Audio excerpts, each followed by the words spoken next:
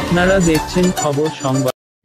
প্রিয় মুক্তিকামী ছাত্র জনতা, আমরা দেখতে পাচ্ছি যে আমাদের এই অভ্যুত্থান এবং বিপ্লবের পরেই দেশে অরাজকতা নাশকতা করছে ফ্যাসিস্ট এবং তাদের দোসররা।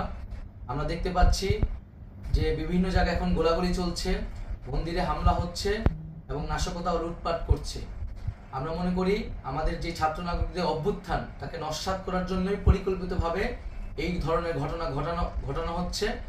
আমরা মুক্তিকামী ছাত্র জনতাকে সজাগ এবং সতর্ক থাকতে আহ্বান জানাচ্ছি এবং আমাদের যে অন্তর্বর্তীকালীন সরকার, আমরা সেই সরকারের যে প্রস্তাবনা 24 ঘন্টার সময় নিয়েছিলাম, জরুরি পরিস্থিতি মোতাবেক আমরা এখনই তার একটি রূপরেখা ঘোষণা করছি। আমরা সিদ্ধান্ত নিয়েছি যে সর্বজন গ্রহণযোগ্য আন্তর্জাতিক খ্যাতিসম্পন্ন নোবেল পুরস্কার বিজয়ী ডক্টর মোহাম্মদ ইউনূসকে প্রধান উপদেষ্টা করে অন্তর্বর্তীকালীন সরকার গঠন করা হবে এবং ডক্টর মোহাম্মদ ইউনূসের সাথেও আমাদের কথা হয়েছে। তিনি ছাত্র জনতার আহ্বানে বাংলাদেশকে রক্ষা করতে এই গুরু দায়িত্ব নিতে সম্মত হয়েছে। আমরা সকালের মধ্যেই আমরা এই সরকার গঠনের প্রক্রিয়া দেখতে চাই। রাষ্ট্রপতির কাছে আহ্বান থাকবে যে দ্রুত সময়ের মধ্যে ডক্টর মোহাম্মদ ইউনূসকে প্রধান উপদেষ্টা করে অন্তর্বর্তীকালীন সরকার গঠন করা হোক এবং এই অন্তর্বর্তীকালীন সরকারের বাকি সদস্যদের নামও আমরা সকালের মধ্যে ঘোষণা করব।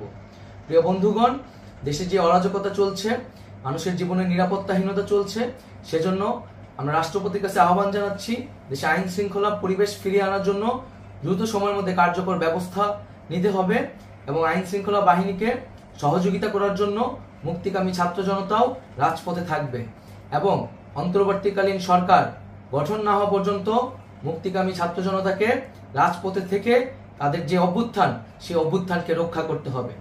প্রিয় বন্ধুগণ, আমরা রক্ত দিয়েছি, শহীদ হয়েছি। আমাদের যেই প্রতিশ্রুতি একটি নতুন বাংলাদেশ গঠন করার জন্য, সেটিকে আমাদের অবশ্যই বাস্তবায়ন করতে হবে এবং অবশ্যই ছাত্র জনতার প্রস্তাবিত সরকার বাদে কোনো ধরনের সরকার কিন্তু মেনে নেওয়া হবে না। আমরা বলেছি কোনো ধরনের সেনা শাসিত সরকার অথবা সেনা সমর্থিত সরকার অথবা এই ফ্যাসিস্টদের দোসরদের কোনো বি টিম সরকার কিন্তু আমরা মেনে নিব না। কোনো গণবিরোধী সরকারকে মেনে নেওয়া হবে না। ছাত্র জনতার অভ্যুত্থানকারী যে প্রস্তাবিত সরকার, অন্তর্বর্তীকালীন সরকার, যেটা আমরা সিদ্ধান্ত উপনীত হয়েছি ডক্টর মোহাম্মদ ইউনূসকে প্রধান উপদেষ্টা করে এই সরকার গঠন করা হবে, সেই সরকারকেই বাস্তবায়ন করতে হবে অবিলম্বে।